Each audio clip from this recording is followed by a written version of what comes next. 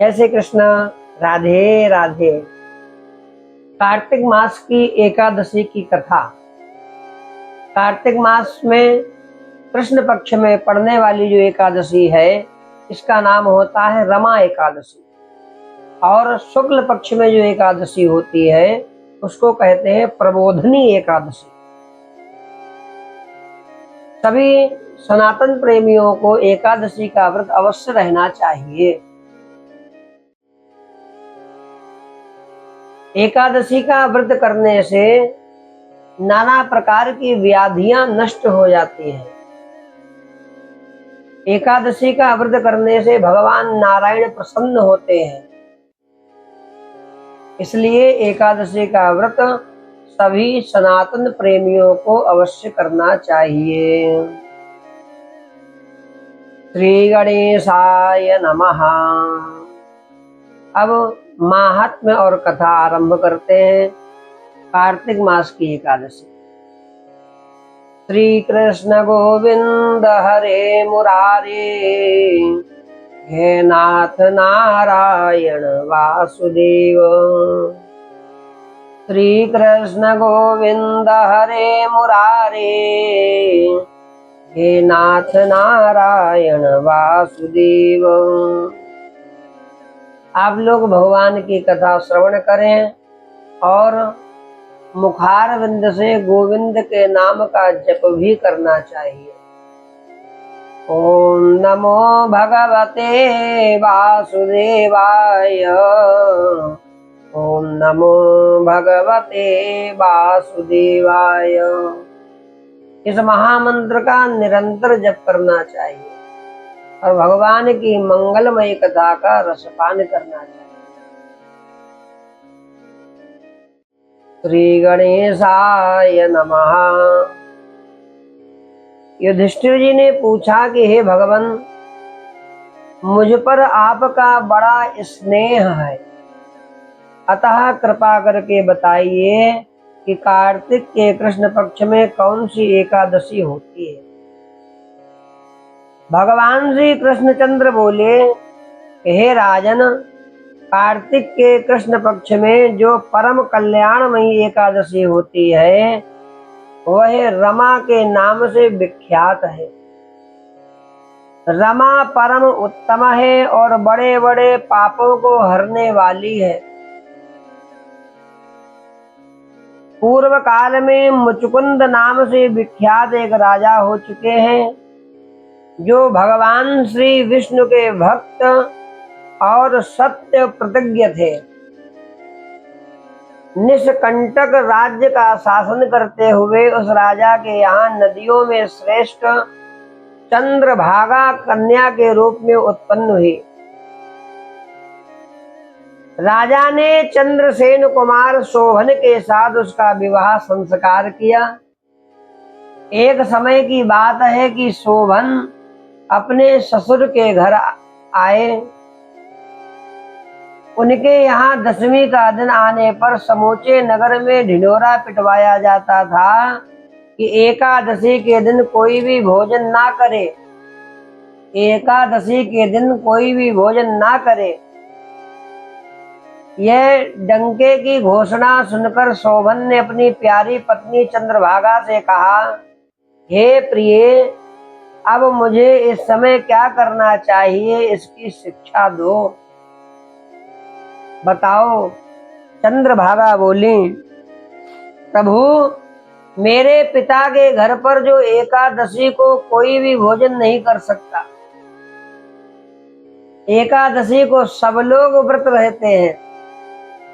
हाथी घोड़े, हाथियों के बच्चे तथा अन्याय पशु भी अन्न, घास, जल तक का आहार नहीं करने पाते। फिर मनुष्य एकादशी के दिन कैसे भोजन कर सकते हैं। प्राणनाथ, यदि आप भोजन करेंगे तो आपकी बड़ी निंदा होगी चारों ओर। इस प्रकार मन में विचार करके अपने चित्त को दृढ़ कीजिए। आपको भी व्रत रहना चाहिए। शोभन ने कहा, प्रिय, तुम्हारा कहना सत्य है, मैं भी आज उपवास करूंगा दैव का जैसा विधान है वैसा ही होगा। भगवान श्री कृष्णचंद्र बोले, इस प्रकार दृढ़ निश्चय करके शोभन ने व्रत के नियम का पालन आरंभ किया।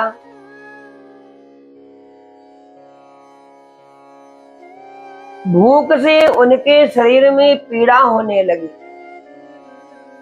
भूख से उनके शरीर में पीड़ा उत्पन्न होने लगी, अतः वे बहुत दुखी हुए।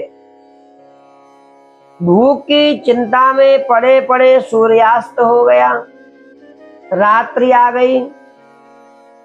जो हरि पूजा परायण तथा जागरण में आसक्त वैष्णव मनुष्यों को हर्ष बढ़ाने वाली थी, परंतु वही रात्रि शोभन के लिए अत्यंत अत्यंत दुखदायिनी हो रही थी। सूर्योदय होते होते उनका प्राणांत हो गया। राजा मुचकुंद ने राजोचित काष्ठों से शोभन का दाह संस्कार कराया।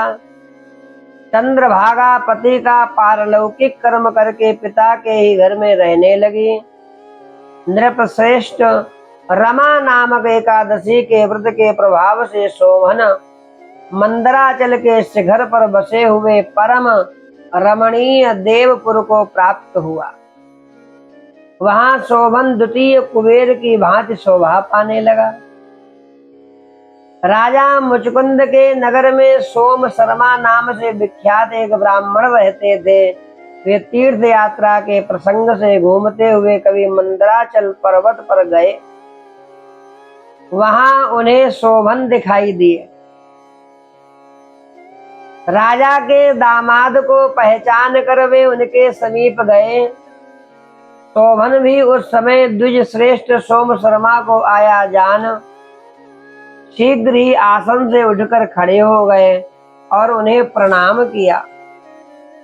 फिर क्रमशः अपने ससुर राजा मुचकुंद का, प्रिय पत्नी चंद्रभागा का तथा समस्त नगर का कुशल समाचार पूछा। सोम शर्मा ने कहा, राजन, वहां सबकी कुशल है, मंगल है। यहाँ तो अद्भुत आश्चर्य की बात है कि ऐसा सुंदर और विचित्र नगर तो कहीं किसी ने भी नहीं देखा होगा। बताओ तो सही, तुम्हें इस नगर की प्राप्ति कैसे हुई? शोभन बोले, हे ब्राह्मण देवता, कार्तिक के कृष्ण पक्ष में जो रमा नाम की एकादशी होती है, उसी का व्रत करने से मुझे ऐसे नगर की प्राप्ति हुई है। हे ब्राह्मण देवता, मैंने श्रद्धाहीन होकर इस उत्तम व्रत का अनुष्ठान किया था, इसलिए मैं ऐसा मानता हूँ कि यह नगर सदा स्थिर रहने वाला नहीं है। आप मुचकुंद की सुंदरी कन्या चंद्रभागा से यह सारा वृतांत कहिएगा। शोभन की बात सुनकर सोम शर्मा ब्राह्मण देवता मुचकुंदपुर में गए और वहां चंद्रभागा के सामने उन्होंने सारा वृतांत कह सुनाया।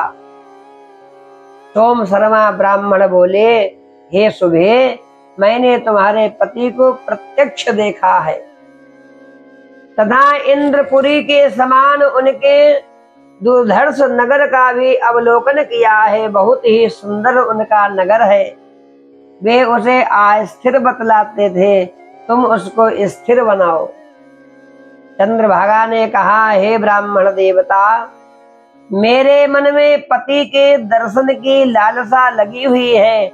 आप मुझे वहां ले चलिए, आपकी बड़ी कृपा और करुणा होगी। मैं अपने व्रत के पूर्ण से उस नगर को स्थिर बनाऊंगी।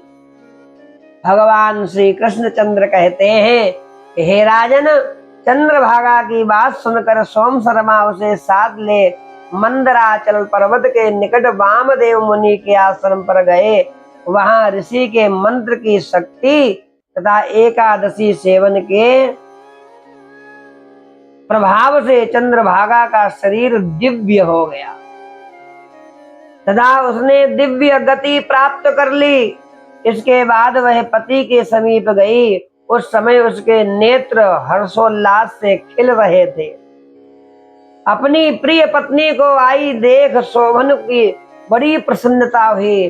शोभन बहुत प्रसन्न हो गया। उन्होंने उसे बुलाकर अपने वाम भाग में सिंहासन पर विराजमान किया। तदनंतर चंद्रभागा ने हर्ष में भरकर अपने प्रियतम से यह प्रिय वचन कहा, हे नाथ, मैं हित की बात कहते हूँ, सुनिए। पिता के घर में रहते समय जब मेरी अवस्था 8 वर्ष से अधिक हो गई, तभी से लेकर आज तक मैंने जो एकादशी के व्रत किए हैं और उनसे मेरे भीतर जो पूर्ण संचित हुआ है, उसके प्रभाव से यह नगर कल्प के अंत तक स्थिर रहेगा तथा सब प्रकार के मनोवांछित वैभव से समृद्धशाली हो जाएगा। नृपश्रेष्ठ, इस प्रकार रमा व्रत के प्रभाव से चंद्रभागा दिव्य भोग, दिव्य रूप, दिव्य आभरणों से विभूषित हो अपने पति के साथ मंदराचल के शिखर पर विहार करती है। हे राजन, मैंने तुम्हारे समक्ष रमा नामक एकादशी का वर्णन किया है, कथा सुनाई। यह चिंतामणि तथा कामधेनु के समान सभी प्रकार की मनोकामनाओं को पूर्ण करने वाली, सब मनोरथों को पूर्ण करने वाली, मैंने दोनों पक्षों के एकादशी व्रतों का पापनाशक माहात्म्य बताया है। जैसी कृष्ण पक्ष की एकादशी है, वैसी शुक्ल पक्ष की भी है। उनमें भेद नहीं करना चाहिए। जैसे सफेद रंग की गाय हो या काले रंग की, दोनों का दूध एक सा ही होता है। इसी प्रकार दोनों पक्षों की एकादशियां समान फल देने वाली हैं। जो मनुष्य एकादशी व्रतों का माहात्म्य सुनता है, वह सब पापों से मुक्त हो जाता है और भगवान नारायण के लोक की प्राप्ति करता है। और प्राण निकलते समय प्राण भी सुगमता से निकलते हैं शरीर से। इसलिए सभी मनुष्यों को, पुरुषों को, स्त्रियों को, बच्चों को, साधु संतों को एकादशी व्रतों का महात्म्य अवश्य श्रवण करना चाहिए। एकादशी का व्रत अवश्य रहना चाहिए। युधिष्ठिर ने पूछा, श्री कृष्ण, मैंने आपके मुख से रमा का यथार्थ महात्म्य सुना है। मानद, अब कार्तिक शुक्ल पक्ष में जो एकादशी होती, उसकी भी महिमा बताने की कृपा करें। भगवान कहते हैं, हे राजन, कार्तिक के शुक्ल पक्ष में जो एकादशी होती है, उसका जैसा वर्णन लोकष्टा ब्रह्मा जी ने नारद जी से किया था, वही मैं तुम्हें बतलाता हूँ। ध्यान लगाकर श्रवण करो। नारद जी ने कहा, पितामह, जिसमें धर्म कर्म में प्रवृत्ति कराने वाले भगवान गोविंद जागते हैं, उस प्रबोधनी एकादशी का महात्म बताने की कृपा कीजिए। ब्रह्मोवाच, ब्रह्मा जी बोले, प्रबोधनी का महात्म पाप का नाश, पूर्ण की वृद्धि, उत्तम बुद्धि वाले पुरुषों को मोक्ष प्रदान करने वाला है। समुद्र से लेकर सरोवर तक जितने भी तीर्थ हैं, वे सभी अपने महात्म्य की तभी तक गर्जना करते हैं जब तक कि कार्तिक मास में भगवान विष्णु की प्रबोधनी तिथि नहीं आ जाती। प्रबोधनी एकादशी को एक ही उपवास कर लेने से मनुष्य 1000 अश्वमेध तथा 100 राजसूय यज्ञ का फल पा लेता है। बेटा, जो दुर्लभ है, जिसकी प्राप्ति असंभव है तथा जिसे त्रिलोकी में किसी ने भी नहीं देखा है, ऐसी वस्तु के लिए भी याचना करने पर प्रबोधनी एकादशी उसे देती है। भक्ति पूर्वक उपवास करने पर मनुष्यों को हरि प्रबोधनी एकादशी ऐश्वर्य, संपत्ति, उत्तम बुद्धि, राज्य तथा सुख प्रदान करते हैं। मेरु पर्वत के समान जो बड़े बड़े पाप हैं, उन सबको यह पाप नाशनी प्रबोधनी एक ही उपवास से भस्म कर देती है। सभी प्रकार के पाप नष्ट हो जाते हैं, भस्म हो जाते हैं। पहले के हजारों जन्मों में जो पाप किए गए हैं उन्हें प्रबोधनी की रात्रि का जागरण रुई की ढेरी के समान भस्म कर डालता है। जो लोग प्रबोधनी एकादशी का मन से ध्यान करते हैं, व्रत करते हैं तथा जो इसके व्रत का अनुष्ठान करते हैं, रात्रि में जागरण करते हैं, उनके पितर नरक के दुख से छुटकारा पाकर भगवान नारायण के परम धाम को चले जाते हैं। पितृगण भी हमारे मुक्त हो जाते हैं प्रबोधनी का व्रत करके।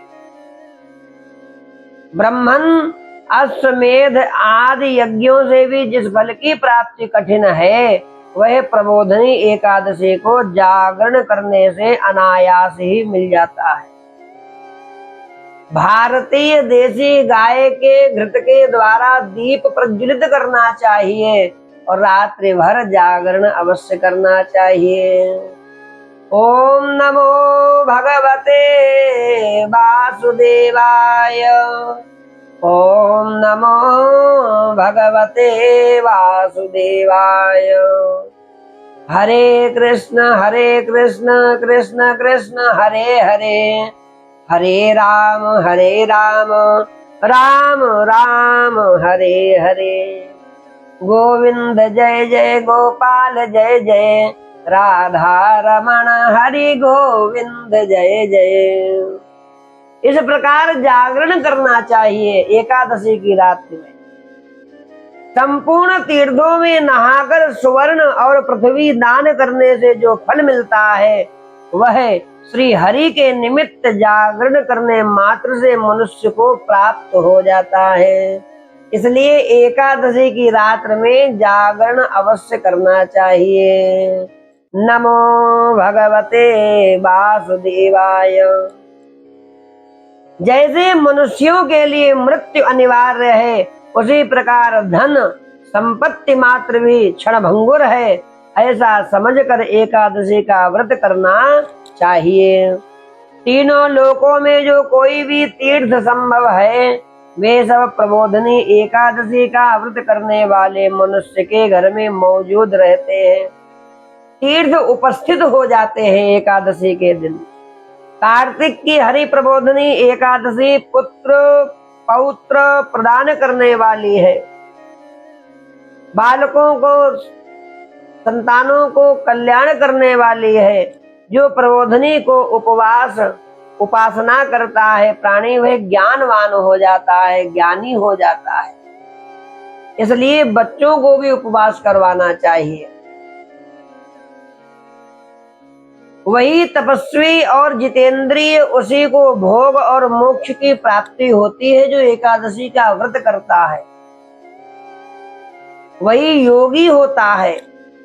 बेटा, प्रबोधनी एकादशी को भगवान नारायण के उद्देश्य से मानव जो स्नान दान जप और होम करता है, वह सब अक्षय होता है। इसके फल का कभी भी क्षय नहीं होता है। इसलिए इसको अनपुछा मुहूर्त भी कहा जाता है। आपने देखा होगा बहुत लोग जो हैं विवाह संस्कार आदि भी करते हैं इसी दिन, क्योंकि इसका फल जो है वह अक्षय है। परंतु जीवन में सावधानी भी रहनी चाहिए कि हम कोई पाप कर्म नहीं करेंगे, पाप से दूर रहेंगे, तब यह सब फल प्राप्त होता है। जो मनुष्य उस तिथि को उपवास करके भगवान माधव की भक्ति पूर्वक पूजा करते हैं, वे 100 जन्मों के पापों से छुटकारा पा जाते हैं। इस व्रत के द्वारा देवेश्वर जनार्दन को संतुष्ट करके मनुष्य संपूर्ण दिशाओं को अपने तेज से प्रकाशित करता हुआ भगवान श्री हरि के वैकुंठ धाम को जाता है। प्रबोधनी को पूजित होने पर भगवान गोविंद मनुष्यों के बचपन, जवानी और बुढ़ापे में किए हुए 100 जन्मों के पापों को, चाहे वे अधिक हो या कम, धो डालते हैं। भगवान मनुष्य की 100 जन्मों के पापों को भस्म कर देते हैं जो प्रबोधनी एकादशी का व्रत करता है। अतः सर्वथा प्रयत्न करके संपूर्ण मनोवांछित फलों को देने वाले देवाधिदेव देवाधिदेव भगवान जनार्दन की उपासना करनी चाहिए। बेटा नारद, जो भगवान विष्णु के भजन में तत्पर होकर कार्तिक में पराये अन्न का त्याग करता है, वह चंद्रायण व्रत का फल प्राप्त करता है। जो प्रतिदिन शास्त्रीय चर्चा से मनोरंजन करते हुए कार्तिक मास व्यतीत करता है, वह अपने संपूर्ण पापों को जला डालता है और 10,000 यज्ञों का फल प्राप्त करता है।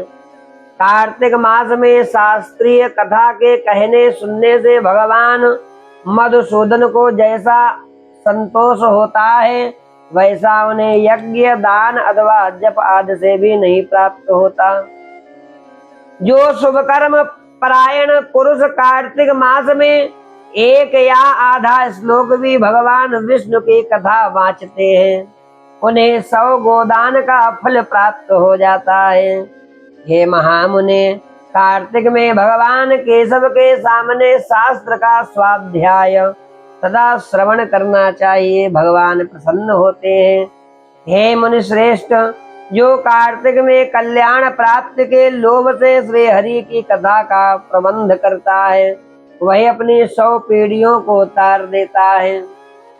जो मनुष्य सदा नियम पूर्वक कार्तिक के महीने में भगवान विष्णु की कथा सुनता है, उसे 1000 गोदान का फल प्राप्त होता है। जो प्रबोधनी एकादशी के दिन श्री विष्णु की कथा श्रवण करता है, उसे 7 द्वीपों से युक्त पृथ्वी दान करने का फल प्राप्त हो जाता है।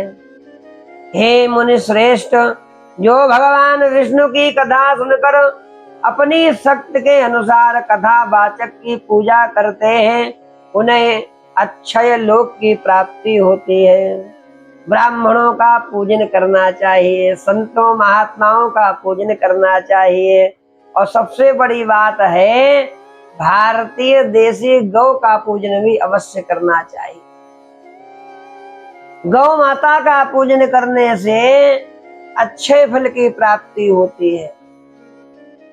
नारद, जो मनुष्य कार्तिक मास में भगवत संबंधी गीत, शास्त्र, विनोद के द्वारा समय बिताता है, उनकी पुनरावृत्ति मैंने नहीं देखी है। उनको पुनः मानव का जन्म ही प्राप्त नहीं होता है, वह तर जाते हैं। मुने, जो पुण्यात्मा पुरुष भगवान के समक्ष गान, नृत्य, वाद्य और विष्णु भगवान की कथा करता है, गौ माता का पूजन करता है, वह तीनों लोकों के ऊपर विराजमान हो जाता है। मुनि श्रेष्ठ, कार्तिक की प्रबोधनी एकादशी के दिन बहुत से फल, फूल, कपूर, अरगजा और कुमकुम के द्वारा श्री हरि की पूजा करनी चाहिए। भगवान नारायण के सहस्र नामों से भगवान की अर्चना करनी चाहिए। शंख के द्वारा भगवान को स्नान कराना चाहिए पुरुषोक्त के मंत्रों से। एकादशी आने पर धन की कंजूसी नहीं करनी चाहिए, क्योंकि उस दिन दान आदि करने से असंख्य पुण्य की प्राप्ति होती है। प्रबोधनी, जो जागरण के समय शंख में जल लेकर फल तथा नाना प्रकार के द्रव्यों के साथ श्री जनार्दन भगवान को अर्घ देना चाहिए। भगवान नारायण को अर्घ प्रदान करना चाहिए। संपूर्ण तीर्थों में स्नान करने और सब प्रकार के दान देने से जो फल मिलता है, वही प्रबोधनी एकादशी को अर्घ देने से करोड़ गुना होकर प्राप्त होता है। इसलिए भगवान विष्णु को एकादशी के दिन अर्घ अवश्य देना चाहिए। हे नारद, अर्घ के पश्चात भोजन, आच्छादन और दक्षिणा आदि के द्वारा भगवान विष्णु की प्रसन्नता के लिए गुरु भगवान का पूजन करना चाहिए। अपने अपने गुरुदेव भगवान की भी पूजा करनी चाहिए। जो मनुष्य उस दिन श्रीमद् भागवत की कथा सुनता है, अथवा पुराण का पाठ करता है अथवा पुराण का पूजन करता है, उसे एक एक अक्षर पर कपिला दान का फल प्राप्त हो जाता है। हे मुनि श्रेष्ठ, कार्तिक में जो मनुष्य अपनी शक्ति के अनुसार शास्त्रोक्त रीत से वैष्णव व्रत एकादशी का पालन करता है, उसकी मुक्ति अविचल है, उस प्राणी की मुक्ति हो जाती है। इसलिए प्रबोधनी एकादशी का व्रत सबको करना चाहिए और सभी सनातन प्रेमियों को, सभी भगवान नारायण के वैष्णवों को कंठ में तुलसी अवश्य धारण करना चाहिए। तुलसी और शिखा भी अवश्य धारण करनी चाहिए और वैष्णव तिलक भी अवश्य धारण करना चाहिए। यह नित्य करना चाहिए। शिखा भी रखिए, तिलक भी धारण करिए और कंठी भी पहनिए तुलसी की। क्या होता है? भगवान नारायण की साक्षात कृपा होगी आपके जीवन में। ब्रह्मा जी कहते हैं कि केतकी के एक पत्ते से पूजित होने पर भगवान गरुड़ ध्वज 1000 वर्ष तक अत्यंत तृप्त रहते हैं। हे नारद, जो अगस्त के फूल से भगवान जनार्दन की पूजा करता है, उसके दर्शन मात्र से नरक की आग बुझ जाती है। हे नारद, जो कार्तिक में भगवान जनार्दन को तुलसी के पत्र और पुष्प अर्पण करते हैं, उनका जन्म भर का किया हुआ सारा पाप जो है वह सब भस्म हो जाता है।